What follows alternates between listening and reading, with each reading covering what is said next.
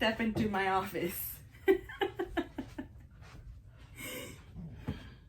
Karibu. What's up? Hi. You have a dreadlock that's like sticking up like this. Wait, really? Wait, let's see. Right here. Oh. Do you see it? It's like, hello. Everybody, this is my son. Introduce yourself. My name's Zion. I am my mom's son. Correct. I'm 9 years old. Soon to be 10. And Cool. yeah, Thank you. pretty much. All right. You're sitting on my rocking chair. We are about to pop. Oh. So you're going to try and be very zen. Try very hard. What does that mean? Very like relaxed and calm. Oh. Very Exactly. So I'm happy that you're here with me because I want to have this conversation, and I think you will help me explain things a little easier. You down? Yeah. Ready? Yeah, pretty much. So the last time I was talking about masks. Do you remember? Yeah, I was in it. You weren't in it, but I talked to you about it. Yeah. And do you remember why people wear masks? What's the reason why people wear masks? I'm talking the physical masks. To keep germs away. Right. Mhm. But then we've got invisible masks. You remember? That's what we're talking about. Mhm. Do you remember any of them? I am okay. Good. This was like two or 3 weeks ago, wasn't it? Yeah. So just as many as you can remember. I am fun. Good. I am special. Wow, good job. That's 3. Oh, yours. Uh-huh. Yours. What's I yours? am successful. Yes. Very good. I'm impressed by your memory. What? How many were there? There were 9. And you've done 4, which is really impressive. Is that as far as you can go? I am right. Wow. Yes. 5. There's no answers here. Your memory is what will help you. But that's pretty good so far. I forgot the rest. This is What really were the good. other ones? I don't remember either. Just kidding. Those, I am calm. Let's see. I am okay. No, I'm right. I'm okay. I'm successful. I'm special. I'm smart. Oh. I'm bold. I'm fun. I'm in control. Oh. And I'm calm. I find that story. Very good. So, why do people wear those invisible masks? Kind of the same reason as the other one. Remember? To protect themselves? Yeah. To To protect their inner inner selves. Very good. Particularly, like there's a noisemaker in our room. There's a little intruder in our room. Zion's best friend crawling around here. Wondering, what are you talking about? What was I saying? They're protecting the inner selves against some emotions that they don't feel is safe to express. These emotions are fear, anger, shame. Mostly those 3. And today I want to talk about shame with you because I was reading about it and it was very fascinating, and I wish someone had told me about it when I was your age. Okay, little buddy. Okay, so do you know what shame is? How would you describe shame? You should be ashamed of yourself. That's basically what people say. And then what does that feel like? Like if you're feeling shame, what does shame feel like? Like you don't belong. Shame has some cousins that are a little confusing, huh? Embarrassment, shame, and humiliation. Are you familiar with those words? Embarrassment, you know. Can you think of something embarrassing that you want to share that happened to you? Wait, seriously? If you want. Sure. I have one that I'm ready to share if you don't want to. One time at Meadows. That's your previous school.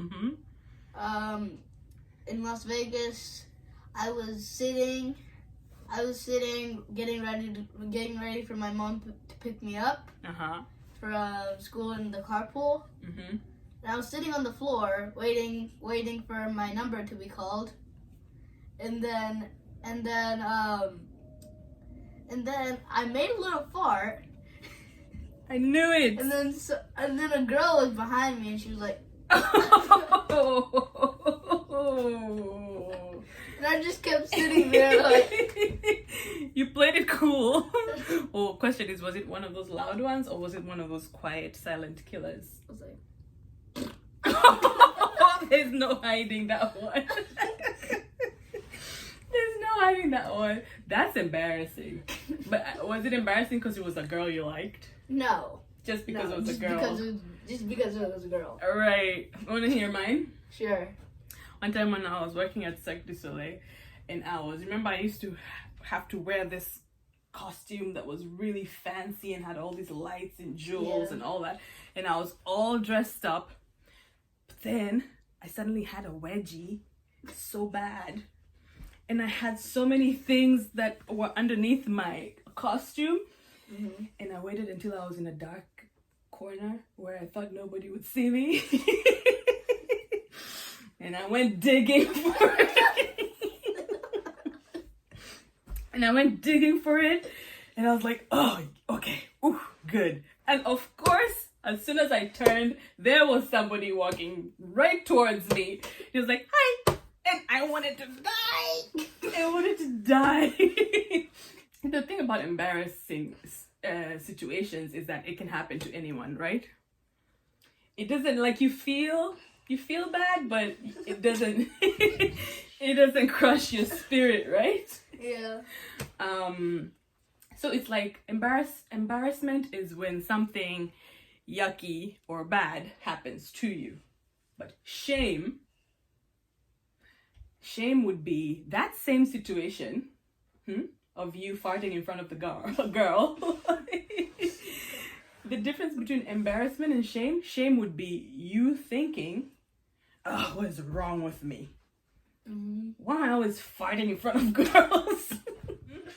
That never happens to anyone. That's the way I'm thinking about it in a shame way.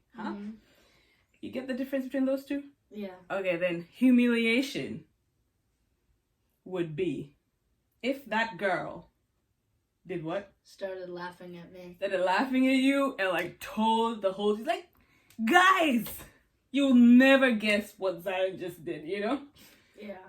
That would be humiliating. Because you'd rather not everybody knows your embarrassing stuff, right? Okay, tell me the difference. Embarrassing, something bad happens to me. Shame, I am something bad. I am the something bad. What about humiliation? How do you think we can say it?